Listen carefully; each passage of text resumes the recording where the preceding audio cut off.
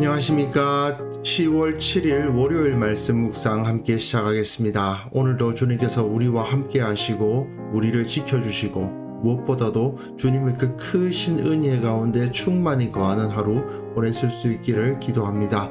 오늘 본문은 출애굽기 13장 1절에서부터 10절까지 말씀이고요. 어떻게 보면 지금까지 많이 읽어온 것을 다시 읽는다라는 느낌이 드실 수도 있는데요. 하나님께서 모세를 통해서 구원받은 그 순간을 어떻게 기억하게 하시는가를 살펴보고 우리가 받은 그 은혜를 어떻게 기억할 것인가도 한번 생각해 볼 수 있었으면 좋겠습니다. 그럼 먼저 말씀 보시겠습니다.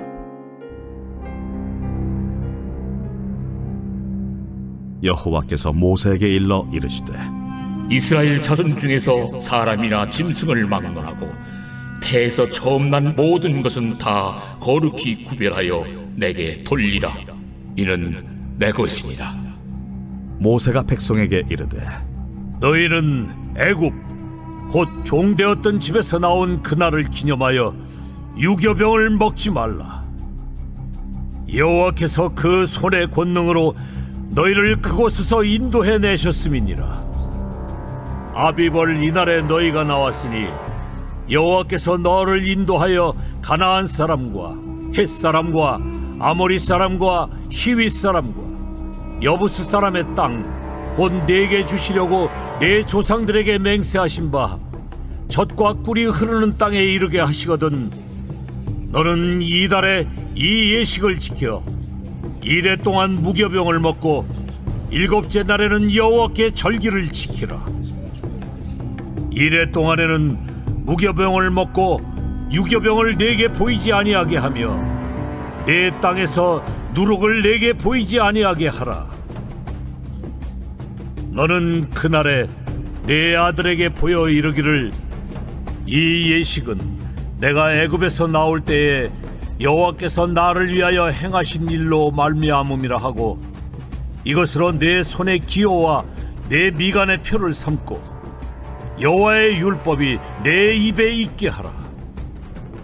이는 여호와께서 강하신 손으로 너를 애굽에서 인도하여 내셨음이니 해마다 절기가 되면 이 규례를 지킬지니라. 우리는 지금 이스라엘의 출애굽 사건을 읽어가고 있습니다. 6월절에 있었던 이야기를 읽는데 근데 사실 출애굽 당시에 어떤 일이 있었는가에 대해서 더 관심이 있다기보다는 오히려 6월절 규례에 대해서 더 많은 관심을 보이는 것 같죠. 모세로서는 40년 전에 어떤 일이 있었는가를 묘사하는 것보다 지금 자기 눈앞에 있는 그 광야에서 태어난 이스라엘 백성들이 자기들이 하나님의 백성이라는 정체성을 확실하게 붙잡는 것, 그것에 더 많은 관심이 있었던 것 같습니다. 그러다 보니까 6월절 규례에 대한 설명과 출애굽 당시에 있었던 일들이 교차되면서 나오는데 결국은 이스라엘 백성들이 가나안 땅에 들어가서 어떻게 살아야 되는가, 거기에 대부분의 초점이 맞춰져 있다는 것을 생각하시면서 본문을 읽어가시면 좋을 것 같아요. 여호와께서 모세에게 일러 이르시되 이스라엘 자손 중에서 사람이나 짐승을 막론하고 태에서 처음 난 모든 것은 다 거룩히 구별하여 내게 돌리라. 이는 내 것이니라 하시니라. 마지막 10번째 재앙에서 모든 처음 난 것들이 다 죽었지만 이스라엘의 첫 태생들은 다 그대로 살아 있었거든요. 그러니까 이들은 다 하나님의 것이라는 겁니다. 그렇게 초태생들이 다 구별되는데 짐승의 초태생들은 정결한 동물의 경우, 소나 양이나 염소나 이런 동물의 경우는 다 제물로 바쳐지고요. 그리고 정결하지 않은 동물, 나귀 같은 동물의 경우는 그에 대한 속전을 내거나 아니면 목을 꺾어 죽이거나, 사람의 경우는 속전을 내게 되어 있고요. 또한 민수기에 의하면 이스라엘 자손 중 모든 처음 태어난 자 대신에 레위인이 하나님께 바쳐집니다. 이것은 이스라엘로 하여금 하나님을 섬기는 민족이 되게 하기 위해서 최소한의 것을 요구하시는 거라고 할 수 있어요. 왜냐하면 우리를 한번 생각해 보십시오. 교회와 그 교회에서 섬기는 전임 사역자가 존재하지 않는다면 과연 우리가 신앙생활을 효율적으로 할 수 있겠는가? 어떤 분들은 평신도들만으로 이루어진 교회도 왜 불가능하냐라고 하시지만 그거를 일일이 길게 설명드리긴 쉽지 않지만요. 사실은 매우 어려운 일입니다. 결국 그 교회를 전담해서 섬기는 사람이 있을 수밖에 없는데 하나님께서는 그 이스라엘의 신앙을 지키기 위해서 성소와 성전을 만드시고 그 성소와 성전이 유지되게 하려고 하신 거예요. 그 유지를 위해서 사람이 필요하죠. 그래서 레위인들을 그 장자들 대신에 뽑아서 쓰시고 그 성전에서 제사가 드려질 뿐만 아니라 레위인들이 쓸 것들이 필요하잖아요. 그 사람들이 그 하나님을 섬기는 일에 전념하려면 그들의 생활을 보조해 줘야 되는데 그것은 이스라엘 자손들이 바치는 초태생들 그리고 날마다 때마다 드리는 제사로서 그것이 유지될 수 있도록 하신 거죠. 이스라엘 가운데 성소와 성전이 있음으로 말미암아 이스라엘 전체가 자기들이 여호와 하나님을 섬길 수 있고 예배할 수 있는 거 아닙니까?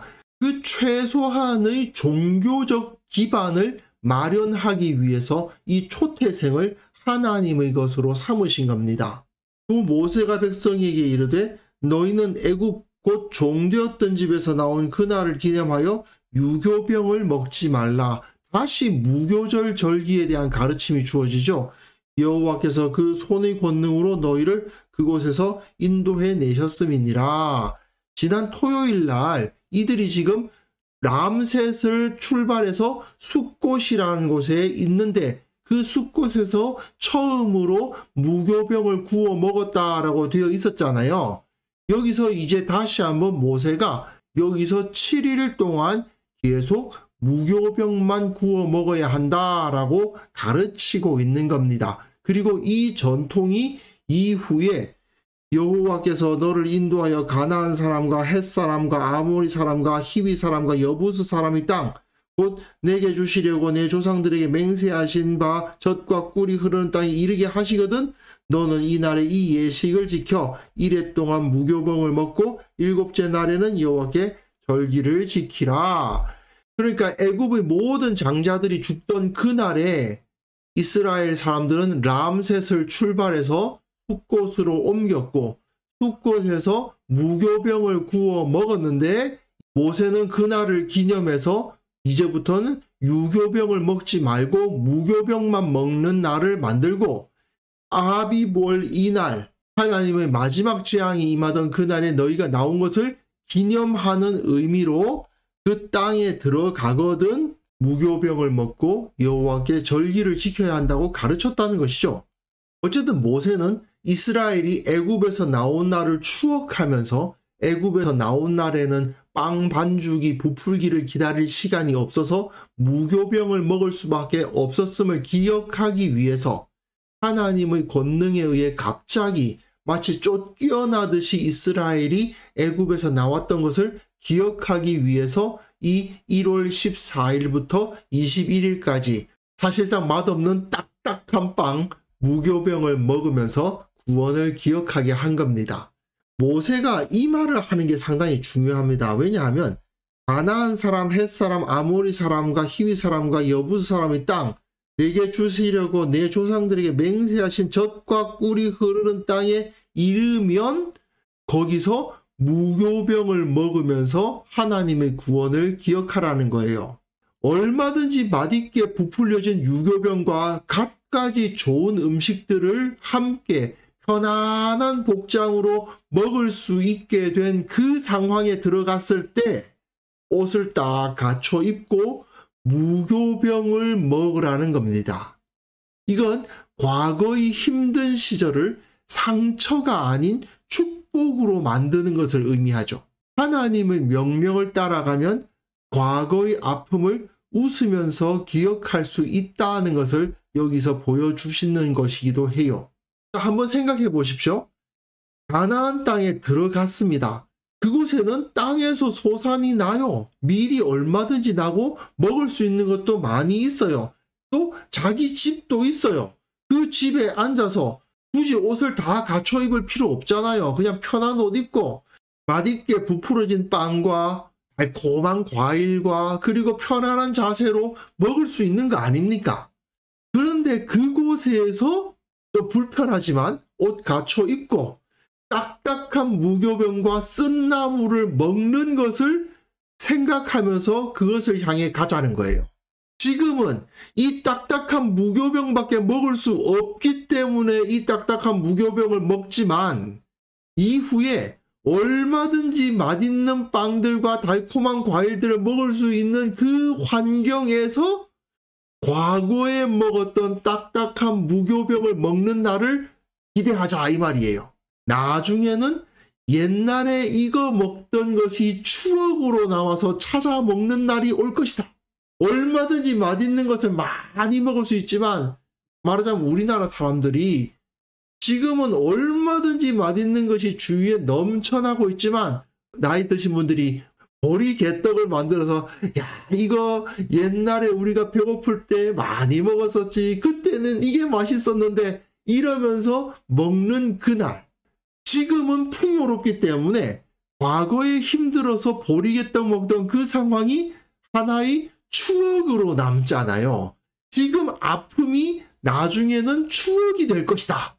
이것이 여기서 보여주고 있는 이스라엘의 비전인 거죠. 나중에 하나님께서 약속하신 젖과 꿀이 흐르는 땅에 들어가서 그 풍요로운 과정에 옛날에는 정말 먹을 거 없어서 무교병 이거 먹었다? 그러면서 과거의 힘든 과정을 추억으로 만들 수 있는 그날을 바라보면서 우리가 앞으로 나아가자 이런 말이기도 한 거예요. 이래 동안에는 무교병을 먹고 유교병을 내게 보이지 아니하게 하며 내 땅에서 누룩을 내게 보이지 아니하게 하라 되어 있습니다. 근데 정말 재미있죠. 내 땅에서 누룩을 내게 보이지 아니하게 하라. 광야에서는 자기 땅이 없어요. 전에 제가 6월절 설명해 드리면서 이 주부들이 거의 쓰러질 정도로 힘들게 그 집안을 싹 다 대청소를 하는 날이 6월절이라고 설명을 해드린 적이 있었는데 그렇게 힘들게 청소하는 것도 자기 집이 있으니까 청소를 하는 거 아닙니까? 집이 없으면 청소할 집도 없는 거예요. 결국은 자기 땅에서 자기 집에서 누룩을 보이지 않게 하는 것 역시 하나님께서 집을 주실 때 땅을 주실 때 가능한 거거든요. 결국 이스라엘 백성들은 지금은 우리가 광야를 걷지만 조금 있으면 하나님께서 약속하신 그 땅에 들어가서 젖과 꿀이 흐르는 그 땅의 소산을 먹게 될 것이다 라는 것을 바라보면서 주님의 인도하심을 따라 한 걸음 한 걸음 걸어갈 것을 바라보게 되는 거죠. 너는 그날에 내 아들에게 보여 이르기를 이 예식은 내가 애굽에서 나올 때에 여호와께서 나를 위하여 행하신 일로 말미암음이라 하고 이것으로 내 손의 기호와 내 미간의 표를 삼고 여호와의 율법이 내 입에 있게 하라. 이는 여호와께서 강하신 손으로 너를 애굽에서 인도하여 내셨음이니 해마다 절기가 되면 이 규례를 지킬지니라. 너희가 그 땅에 들어가서 젖과 꿀이 흐르는 땅을 차지하고 그곳에서 집을 가지고 그 안에서 편안하게 풍요롭게 지내게 될 때에 너희 아들에게는 아버지가 그리고 그 선조들이 어떤 과정을 거쳐서 그 땅을 차지하게 되었고 이 집에서 살게 되었는지를 가르쳐라. 과거의 힘들었던 기억을 가르치고 그 힘들었던 기억이 오히려 지금은 추억이 되고 은혜가 되고 감사가 되게 하라. 네가 지금 이렇게 좋은 집에서 태어날 수 있었던 것은 하나님의 은혜를 너희 선조가 나의 아버지와 할아버지와 너희 선조가 하나님으로부터 은혜를 받았기 때문이다 라는 것을 가르쳐라 그렇게 말씀하시는 거죠. 그리고 이것을 손의 기호와 미간의 표로 삼으라고 합니다. 손의 기호라는 것은 왜 옛날에는 요즘은 핸드폰에다가 메모를 하고 하지만 옛날에는 잊어버리면 안 되는 것을 이 손에다가 이렇게 써놓기도 했단 말이죠. 그러니까 손에다가 써놓으면 이거 내가 잊어먹으면 안 되지 하는 마음을 갖게 됩니다. 미간에다가 써놓는다는 것은 무슨 이야기일까요? 내가 미간에 있는 것을 볼 수는 없잖아요. 다른 사람들에게 알게 하라는 말이죠. 손의 기호로 내가 기억하고 내 미간의 기호로 다른 사람들을 일깨워라, 그 말입니다. 하나님께서 우리들에게 이런 은혜를 주셨음을 기억하자. 우리가 원래 이렇게 좋은 음식 먹던 사람들이 아니다. 우리가 원래 이렇게 집을 가지고 있었던 사람들이 아니다. 우리가 원래 이렇게 풍요로웠던 사람들이 아니다. 그런데 하나님께서 이 모든 것을 주셨기 때문에 이 모든 것을 누리고 있지 않느냐? 그러니까 하나님의 은혜를 잊어서는 안 된다, 그 말이죠. 사실 하나님께서 이스라엘에게 베푸신 복은 그 풍요를 누리되 과거의 궁핍했던 시절을 잊지 않고 자유를 누리되 과거의 종되었던 시기를 잊지 않는 형태로 나타납니다. 모든 초태생들을 다 하나님께 돌리는 것을 통해 우리가 원래 하나님의 진노 앞에 죽었어야 할 자들이라는 것을 기억하고요. 또한 무교병을 정기적으로 먹는 것을 통해 이처럼 힘들고 가난했던 시절이 있었지만 지금은 이렇게 먹는 거 걱정하지 않고 살 수 있게 됐다는 것을 고백하는 거고요. 또 매년 집안에 있는 누룩들, 모든 것을 다 대청소하는 것을 통해서 원래 우리는 이렇게 청소할 집도 갖지 못했던 자들이다 하는 것을 기억하는 거예요. 그게 바로 하나님의 은혜를 기억하는 사람들의 모습인 겁니다. 이건 우리 그리스도인들도 마찬가지인 거죠.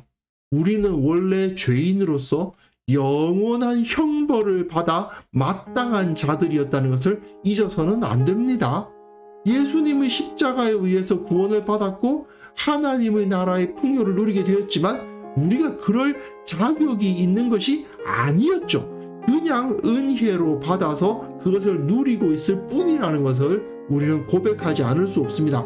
그러니까 이런 은혜를 베푸신 하나님께 감사하고 늘 하나님을 찬송해야 되겠죠. 근데 과연 우리는 어떻게 살고 있는가? 아직도 불평하고 비교하고 그렇게 살고 있진 않은지 한번 나 자신을 반성해 봐야 되겠습니다. 그래서 이 시간 함께 기도하실 때에는요, 내게 베푸신 모든 은혜를 잊지 않고 늘 감사하며 기쁨 가운데 살아가게 하옵소서.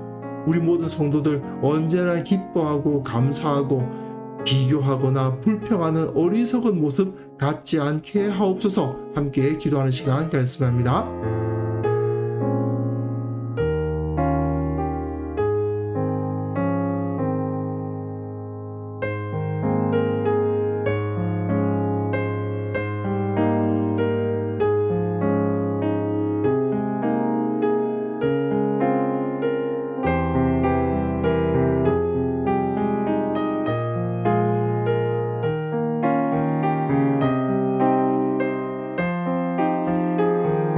하나님 아버지, 내게 베푸신 모든 은혜를 잊지 않고 언제나 감사하며 기뻐하며 하나님을 높이며 살아가게 하옵소서.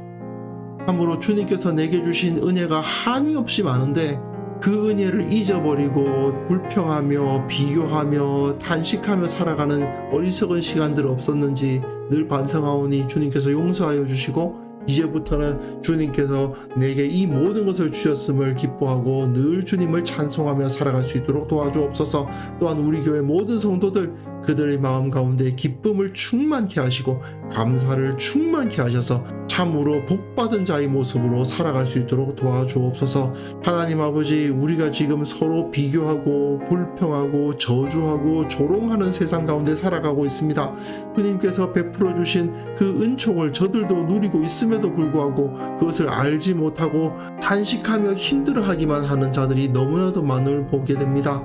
그래서 불쌍히 여겨주시고 교회를 들어서 주님께서 우리에게 베풀어 주신 은총이 얼마나 큰지를 가르치고 드러낼 수 있도록 도와주옵소서. 아버지, 오늘 하루 우리가 살아가는 그 모든 삶 가운데서 기쁨을 다른 사람들에게, 감사함을 다른 사람들에게 전달하는 삶을 살아갈 수 있기를 원합니다. 세상 가운데 기뻐하는 자들이 더 많아지게 하고 세상 가운데 감사하는 자들이 더 많아지게 하는 일을 우리가 감당할 수 있도록 은혜 베풀어 주시고 오늘 하루도 주님의 능력으로 승리하게 하옵소서. 감사드리옵고 예수님의 이름으로 기도합니다. 아멘.